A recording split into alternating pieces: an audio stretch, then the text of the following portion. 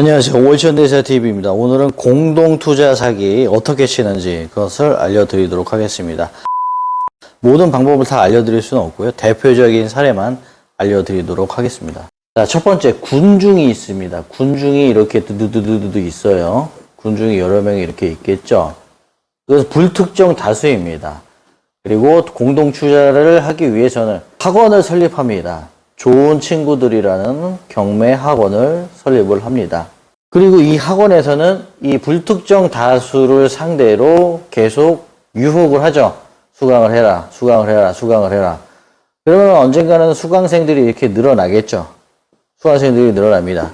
그럼 이 좋은 친구들이라는 경매 학원에서는 수강생들을 확보를 하게 되고, 그리고 확보된 수강생들을 상대로 별도로 실전투자반이라는 반을 따로 신설을 합니다. 공동투자반이라고 생각을 하시면 돼요. 공동투자자를 모집을 한 다음에 자금을 모으는 목적이에요. 학원에서 얼마간의 자금이 모이면은 투자를 감행을 합니다. 가령 10억의 자금이 모였다고 칩시다. 그러면은 요만한 토지를 하나 받아요. 이 실전투자반의 수강생들의 공동 명의로 이 토지에 지분이 들어가게 되는 거죠.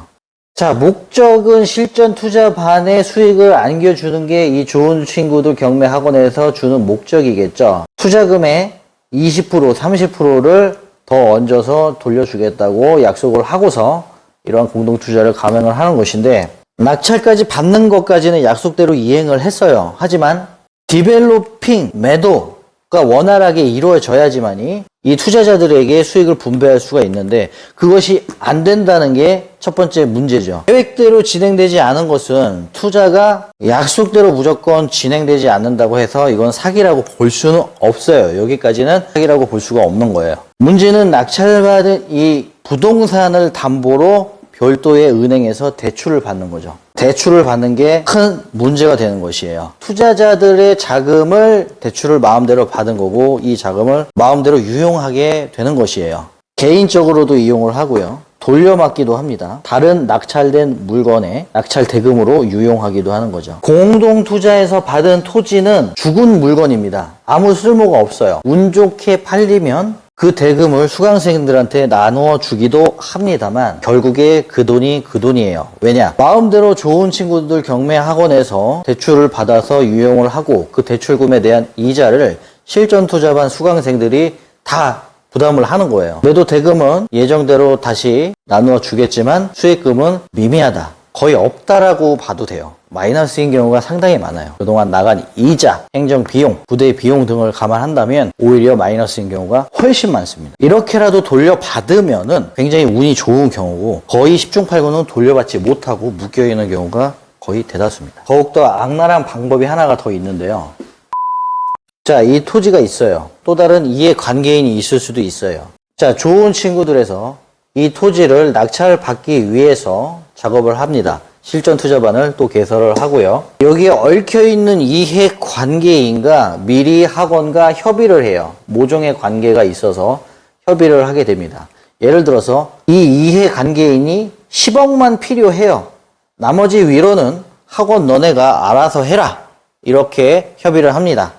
대신에 10억은 우리한테 쥐어줘라. 낙찰은 너네가 받고. 이렇게 합니다. 학원에서는 진행합니다. 실전투자반과 이것을 낙찰을 받는데 15억의 낙찰을 받습니다.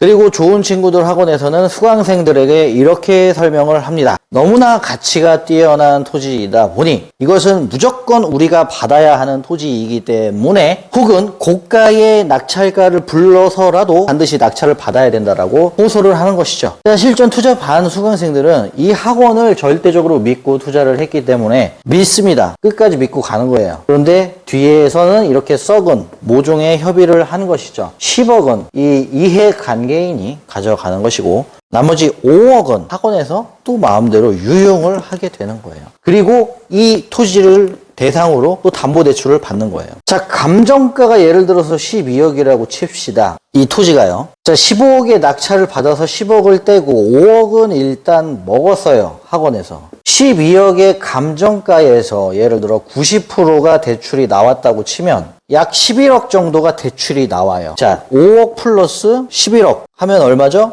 16억입니다. 낙찰 하나 받고 16억을 꿀꺽하는 프로세스예요. 엄청 남는 장사죠. 이런 식으로 사기를 칩니다. 해서 여러분들에게 말씀드리고 싶은 부분은 뭐냐면 공동투자가 무조건 다 사기다. 이건 아니에요. 하지만 우리가 생각해 봐야 할 부분은 자그마한 떡볶이집을 운영한다고 치더라도 나와 내 친구가 같이 공동 운영을 한다. 동업을 한다. 라고 했을 때 반드시 빠그라지죠. 오래 가도 결국에 빠그라지죠. 문을 닫거나 아니면 한 명이 독식하거나 결국 다투고서는 헤어지게 되죠. 이렇게 영세한 자영업을 하더라도 이렇게 빠그라지는 게 동업인데 수십 명이 모여서 이해관계가 얽혀서 자금이 섞여 있는데 이것이 원활하게 진행이 돼도 잡음이 나올 텐데 나쁜 의도로 사기칠 목적으로 이렇게 공동투자를 했으니 당연히 법적인 문제가 생기고 불순한 목적이 아닌 순수한 의도로 공동투자를 학원에서 진행한다 하더라도 무조건 문제가 생길 수밖에 없습니다. 그래서 공동투자에 대해서는 반드시 각성을 하고 투자를 하시길 바라겠으며 100% 다 사기다 이렇게는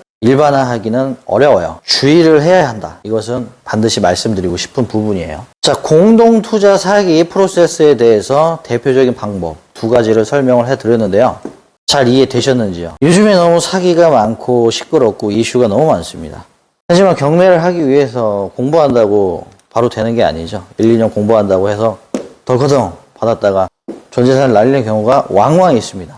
너무 많아요. 자, 소액이라도 경매를 해서 부동산 투자를 하고 싶은데 방법을 모르겠다 라고 하시는 분들은 월천대사에게 문의를 주시면 되겠고요. 자, 오늘의 영상은 여기까지 하겠고 다음에 또 좋은 영상으로 찾아뵙도록 하겠습니다. 감사합니다.